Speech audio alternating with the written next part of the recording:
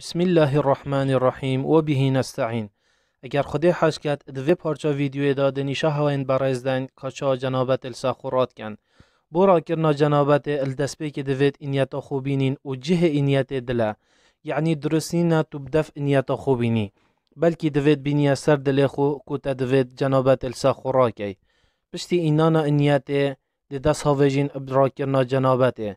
الدسپی که کفن هر دو دستن خو سه جارده شوین.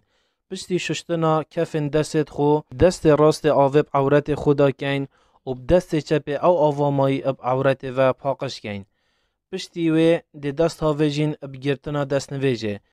ده اینیتا خو اینین پشتینگی ده سه جارا کفن دستن خوشون.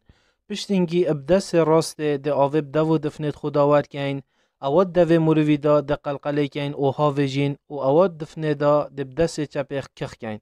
پشتینگی ده وجه خوشون الوی گوهی حتاوی گوهی البنه ارزین که حتاوی جهی اوی میلشین بید. پشتینگی دست خوی راست الانیش که حتا سر تبلا و پشتینگی دست چپ سجار دشون.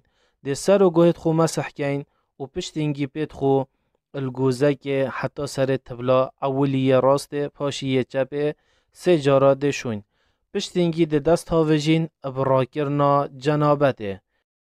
الدسپی که ده آوب سر خدا کین و ده سر خوشون.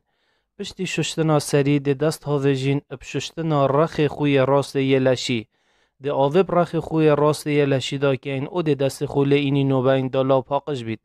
پشتینگی ده دست هاویجین اب ششتنا رخ خوی چپ یلشی. ده آوب رخ خوی چپی جدا کین هر وکی رخ راسته. اوی کاری ده سه جارا انجام دین. او بو را کرنا جنابته چه فرقانی ندنا وینا جن او ظلامی دا.